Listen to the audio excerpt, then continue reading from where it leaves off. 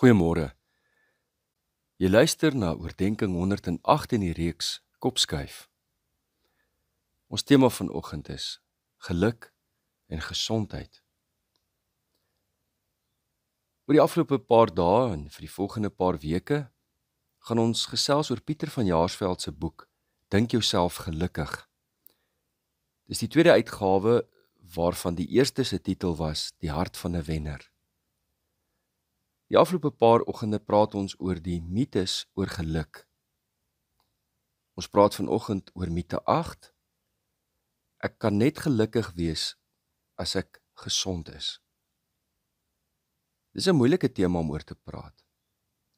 'n Tema waarvoor ek nie voel ek kredietwaardig is om oor te praat nie. Hoe verwerk 'n mens die nuus dat jy nooit weer sal kan loop nie of kan sien nie? Of dat jy 'n ongeneeslike siekte of siekte toestand het? Of dat jy nie lank oor het om te leef nie? Kan 'n mens werklik geluk ervaar? Lewensvreugde na so 'n diagnose? Hoewel ek nie voel ek is by magte om hieroor te praat nie, sal ek wel kan getuig van mense wat hierdie pad gestap het en dit kon regkry. My uitdaging vanmôre is nie om voorbeelde te soek nie, dis om 'n keuse te maak van voorbeelde. Want ek was bevoorreg om so baie mense se verhale te kon sien afspeel voor my oë. Ek gaan vanmôre net 2 van hierdie verhale deel. En dan wil ek graag môreoggend weer oor hierdie tema praat en so 'n bietjie meer teoreties uit die navorsing van Elisabeth Kubler-Ross. Kom ek begin met die verhaal van oom Ben Prinsloo. Oom Ben was 'n teddybeer, saggeaard, vriendelik, innemend, 'n man, 'n pa, 'n oupa 1000. Ek het hom leer ken toe hy reeds gesondheidsprobleme gehad het. Hy kon later nie meer loop nie. Sy bene en voete was geweldig geswel. Probleme met sy organe het gevolg. Hy het dapper voortgeveg vir etlike jare lank totdat hy op 'n dag skielik 'n terugslag beleef het. In die intensiewe sorg het een na die ander organe begin ingee. Verpleegpersoneel het sy geliefdes laat kom om te groet. Vir weke lank het familie om sy bed gewaak. In die wagkamer is gehuil, gebid, gewag, gewonder. Die dokters het almal verseker, hy sal nie weer opstaan nie. Die dae het weke geword. Een môre lui my foon. Toe ek sien dat dit sy vrou is, het ek die ergste gevrees. Met 'n ontspanne stem vra sy egter of ek gou hospitaal toe kan kom. Daar gekom, sit hom Ben penorent in 'n stoel, glimlaggend en vriendelik soos altyd. Meer as altyd. Hoewel hy steeds nie kon loop nie, het sy organe begin funksioneer en hy sy kragte herwin. Maar toe sê hom Ben woorde wat die wêreld moet hoor. Ek het die afgelope paar jaar baie swaar gekry. Die hele tyd het ek vir myself gesê ek moet net aanhou vasbyt want ek sal weer kan leef as ek net weer kan loop. Maar nou het ek besef ek leef. Ek hoef nie my lewe uit te stel tot dan nie. Ek sal nou leef. Oom Ben se boodskap is dus duidelik. 'n Mens hoef nie lewe en geluk uit te stel tot jy eendag weer gesond is nie. Te midde van die uitdagings daarvan, het hy tog 'n nuwe perspektief op die lewe gekry en geleef. Oom Ben was nog vir 5 jaar met ons. Die aand van sy dood was ek by hom in die hospitaal. Daar was 'n masker oor sy gesig en hy het moeilik asem gehaal. Hoewel hy geweet het die einde kom nader, het hy my van sy planne vertel om 'n engine aan sy rolstoel te koppel. Sy oë het gelag en saamgesels. Later die aand moes ek huiswaarts begin keer. Nadat ek gegroet het, het ek uitgestap by die deur van sy geïsoleerde kamer. Hy het my teruggeroep en gesê, ek is baie lief vir jou. Ons manne sê mos nie maklik sulke dinge vir mekaar nie. Maar oom Ben het die 3 belangrikste lewensvrae hartstogtelik beantwoord wat ons elkeen moet vra. het ek geleef, het ek liefgehê, het ek saak gemaak. Selfs nou, 'n hele klompie jare na sy dood, help oom Ben my en baie ander mense vir wie ek hierdie storie vertel nog steeds. Die tweede verhaal wat ek wil vertel is van my ouma Richard, soos ons haar genoem het. Sy was 'n eystervrou, 'n liefdevolle, saggeaarde eystervrou, onwrikbaar in liefde, onstuitbaar in haar geloof. Sy het kinders aan die dood afgestaan, as 'n jong ma 'n motorongeluk oorleef wat haar vir 'n jaar lank in die hospitaalbed vasgekluister het.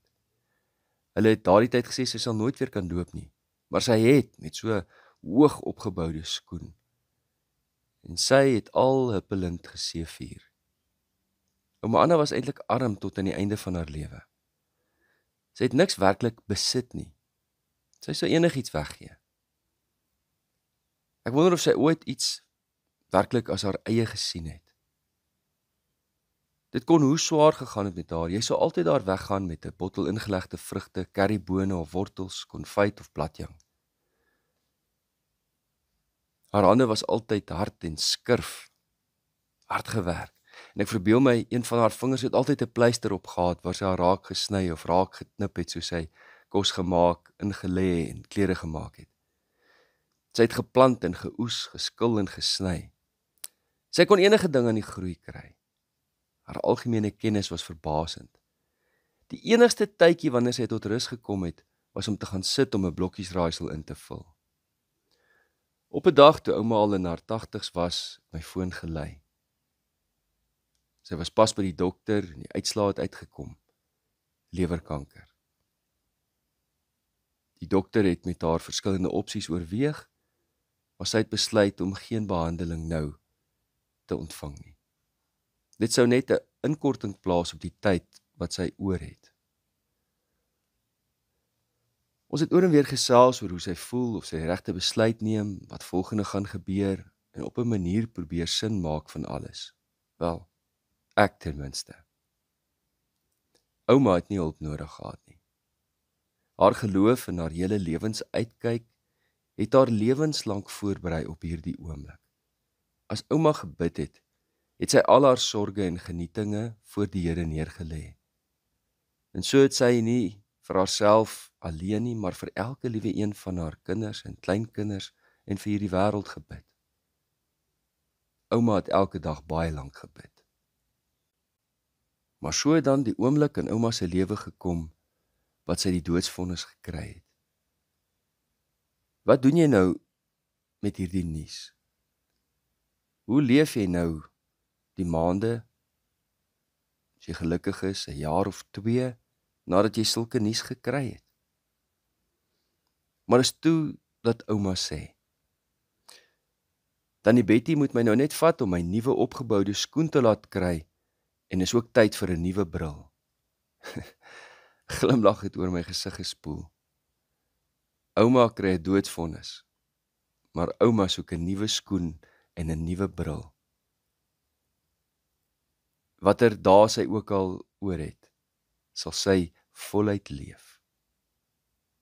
Ouma het vir die tyd wat sy nog by ons was, met geluk en vreugde in haar hart met ons bly kuier en aangegaan soos voorheen.